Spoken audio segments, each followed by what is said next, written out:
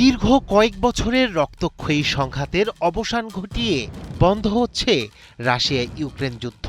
স্থানীয় সময় রোববার ফ্লোরিডার মারে লাগোতে ইউক্রেনের প্রেসিডেন্ট ভলোদিমির জেলেনস্কির সঙ্গে এক রুদ্ধদ্বার বৈঠক শেষে কার্যত এমন ঘোষণাই দিয়ে বসলেন মার্কিন প্রেসিডেন্ট। রুশ ইউক্রেনের মধ্যে চলমান রক্তক্ষয়ী যুদ্ধ বন্ধ হবে কিনা সেটি এই সপ্তাহের মধ্যেই পরিষ্কার হবে বলেও জানিয়েছেন ট্রাম্প। জেলেনস্কির সঙ্গে নির্ধারিত বৈঠকের কয়েক ঘন্টা আগে রুশ প্রেসিডেন্ট ভ্লাদিমির পুতিনের সঙ্গে ফোনালাপ করেন মার্কিন প্রেসিডেন্ট। পুতিনের সঙ্গে তার আলোচনা ফলপ্রসূ হয়েছে বলেও জানান তিনি।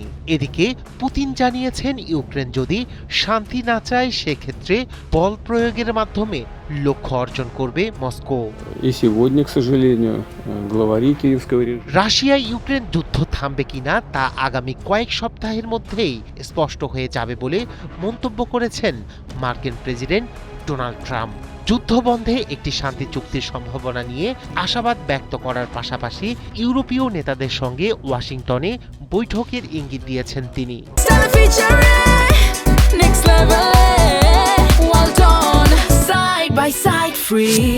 রোববার যুক্তরাষ্ট্রের ফ্লোরিডা অঙ্গরাজ্যের মারে লাগো অবকাশ যাপন কেন্দ্রে ইউক্রেনের প্রেসিডেন্ট ভলোদিমির জেলেনস্কির সঙ্গে বৈঠক শেষে যৌথ সংবাদ সম্মেলনে এসব কথা বলেন ডোনাল্ড ট্রাম্প।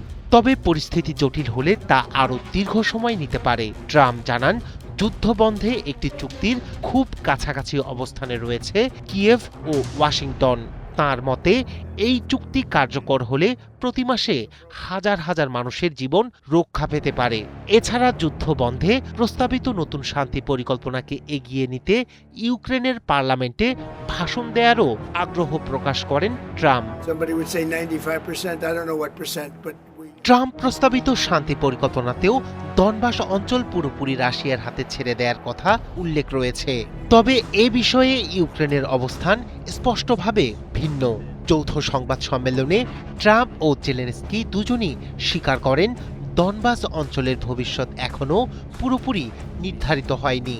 বিষয়টি অমীমাংসিত থাকলেও একটি সমাধানের পথে উল্লেখযোগ্য অগ্রগতি হয়েছে বলে জানান তারা। দনবাস ইস্যুতে মস্কো ও কিয়েভের মধ্যে সমঝোতা অত্যন্ত কঠিন হলেও তা অসম্ভব নয় বলে মনে করেন মার্কিন প্রেসিডেন্ট। তবে বিশ্লেষকদের মতে রোববারের বৈঠকে ভূখণ্ড বিনিময়ের হিসাব চোকাতে পারেনি ট্রাম্প ও জেলেনস্কি। প্রায় 4 বছর ধরে চলা যুদ্ধের অবসানে এই সমস্যার সমাধান না হলে চুক্তি হওয়া কঠিন বলেই মত তাদের।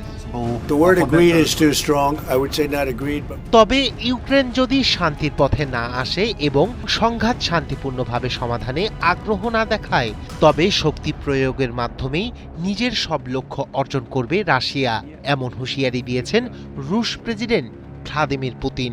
রাষ্ট্রীয় সংবাদ সংস্থা TSS সম্প্রচারিত এক ভিডিওতে দেখা যায় সামরিক পোশাকে ঊর্ধ্বতন সেনা কর্মকর্তাদের সঙ্গে বৈঠকে এ মন্তব্য করেন তিনি।